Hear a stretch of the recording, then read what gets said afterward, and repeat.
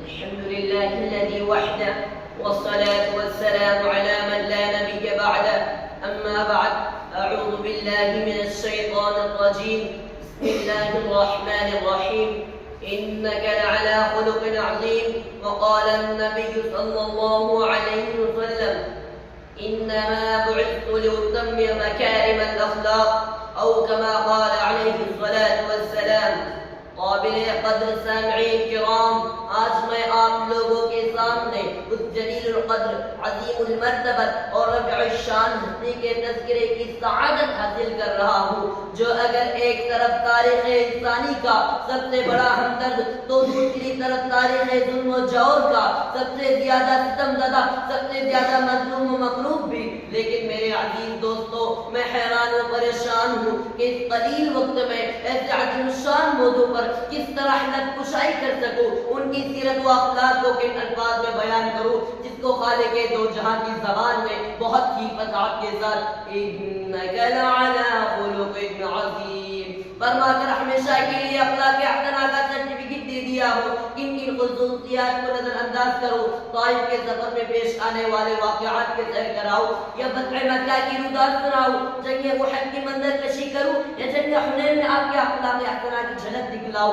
کیا کیا بتلاؤ اور کہاں تک بتلا سکتا ہوں۔ دوستو، میں تاجدار بتا کے وقت کے اخلاق کو کن الفاظ میں بیان کروں جب کائنات کا بے مثال سخی حاتم کی لخت جگر، حاتم کی بیٹی سن و ہجری میں جب پکڑ کر دربار رسالت میں لائی گئی، سر سے چادر سرک گئی تھی، سر کھلا ہوا تھا۔ اللہ کے پیغمبر محمد صلی اللہ علیہ وسلم نے اپنی چادر صحابی کو دیتے ہوئے فرمایا: اس بچی کا سر ڈھک دو۔ صحابہ حیران ہو جاتے ہیں، عرض کرتے ہیں: یا رسول اللہ، یہ دشمن کی بیٹی ہے، یہ کافر کی لخت جگر ہے، آپ کی وہ چادر جس پر عفت کی مہر لگی ہو کیوں کر اس کے سر پر رکھی جا سکتی ہے؟ پیغمبر رحمت نے فرمایا: بیٹی بہرحال بیٹی ہوتی ہے، دوستی کی ہو یا دشمن کی، جس طرح میں اپنی بیٹی کا سر برہنہ نہیں دیکھ سکتا، اسی طرح دشمن کی بیٹی کا بھی سر برہنہ برداشت نہیں کر سکتا۔ دوستو، رحمت عالم کی چادر رحمت بچی کے سر پر ڈال دی جاتی ہے، بے ساختہ آنکھیں اشکبار ہو پڑتی ہے۔ اللہ کے پیغمبر فرماتے ہیں: بیٹی، تم حاتم کی لخت جگر ہو، تمہارے باپ کے ذوق سخاوت کو ملحوظ رکھتے ہوئے تمہیں آزاد کرتا ہوں، اور تمہارے ساتھ تمہارے قبیلے کی تمام عورتوں کو بھی آزاد کرتا ہوں۔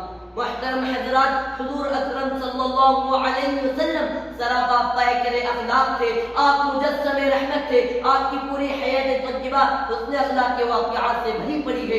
آپ کو تمام بیویوں میں حضرت خدیجہ رضی اللہ عنہا کے بعد سب سے زیادہ محبوب حضرت عائشہ رضی اللہ عنہا تھی۔ حضرت عائشہ آپ کی صحبت میں چند سال رہی، ان کی خدمت میں چند صحابی حاضر ہوئے اور عرض کیا: یا ام المؤمنین، حضور صلی اللہ علیہ وسلم کے اخلاق و معمولات بیان فرمائے۔ ام المؤمنین جواب میں کہتی ہے: کیا تم نے قرآن نہیں پڑھا؟ آپ کا اخلاق قرآن تھا، یعنی قرآن عبارت ہے تو آپ کا اخلاق اس کی تشریح، قرآن اجمال ہے تو آپ کی سیرت اس کی تفسیر ہے، قرآن متن ہے تو آپ کی حیات اس کی توضیح، قرآن ابہام ہے تو آپ کی زندگی اس کی تفسیر ہے۔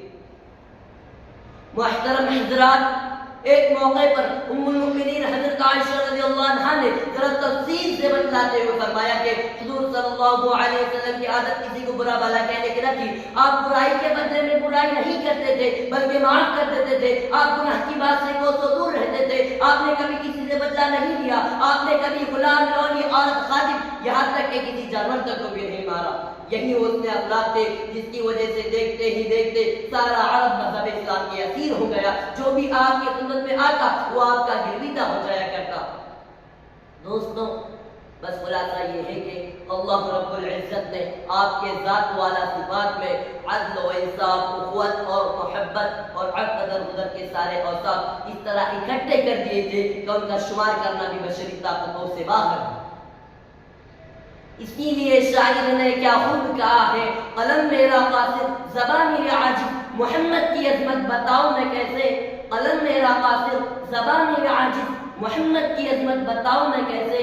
اے محبوب رب، امام الرسل، وہ فضائل مکمل سناؤ میں کیسے۔ وما علینا الا البلاغ۔